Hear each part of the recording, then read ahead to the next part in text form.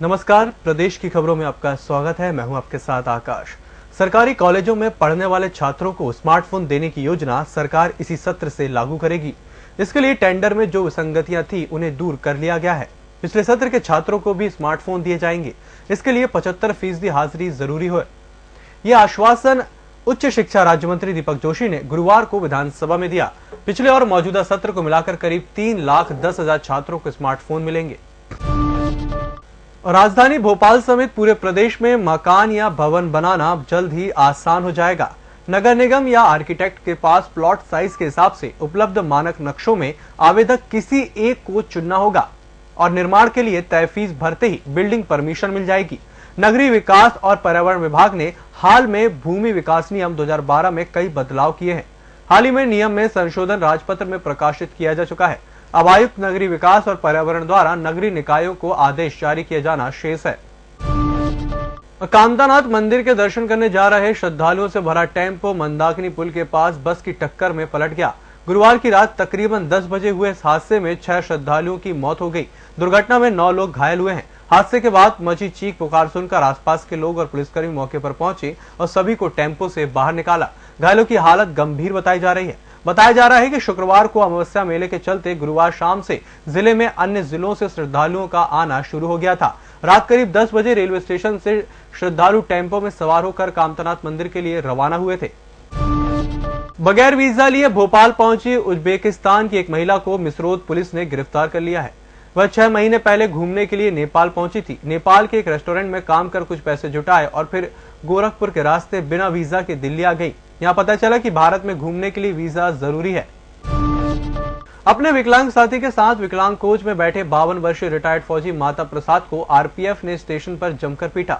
बुधवार शाम करीब 6:15 बजे गोंगू एक्सप्रेस के विकलांग कोच में आरपीएफ सिपाही अंजलि तोमर और अन्य स्टाफ ने माता प्रसाद को पकड़कर प्लेटफॉर्म के बाहर पटककर बाद में उसके डंडे बरसाने शुरू कर दिए। यह देख यात्री डर गए। एक 13 साल के बच्चे ने मां के हाथ से मोबाइल लेकर इसे शूट कर लिया। फौजी की पिटाई के बाद आरपीएफ का मामला घटना से मुकर गया, लेकिन तब तक ये वीडियो व्हाट्सएप पर वायरल हो चुका था। नियम अनुसार स्टाफ को ऐसे यात्रियों को सिर्फ न्यायालय में पेश करने का अधिकार है। कोर्ट इस मामले में कार्रवाई करता है। और अब बात करते हैं भोपाल की, जहां पर मंत्रियों विधायकों की बैठक बुलाकर खुद ना पहुंचना नगर निगम कमिश्नर तेजस्वी नायक को भारी पड़ सकता है। शुक्रवार को विधानसभा में कांग्रेस विधायक आरिफ अकील ने ये मामला उठाया है, तो भाजपा के विधायकों ने भी उनका समर्थन किया। विधायक इस मामले को अब विशेष अधिकार हनन समिति में ले जाने की बात कर रहे हैं।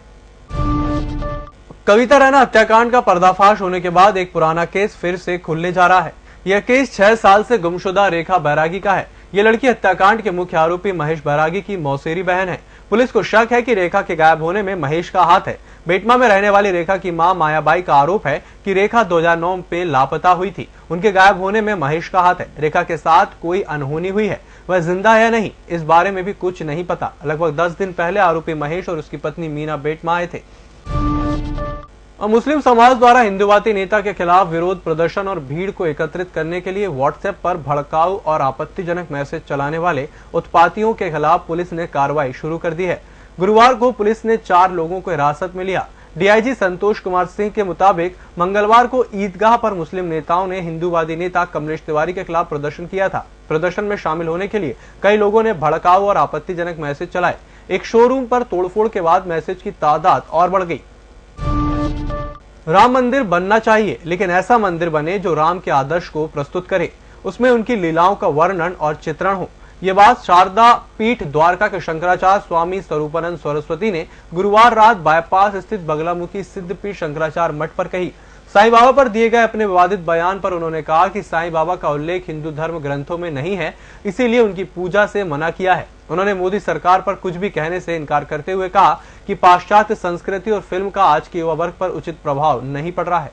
और अब बात करते हैं उज्जैन की, जहां पे घटिया जनपद पंचायत के एपीओ रितेश सोनी ने जिला पंचायत अध्यक्ष महेश परमार पर मोबाइल फोन पर गालियां देने का आरोप लगाया है।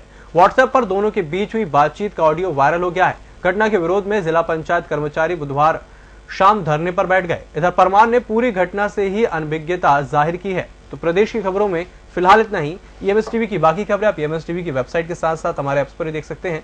इसी के साथ मुझे दीजिए इजाजत। नमस्कार।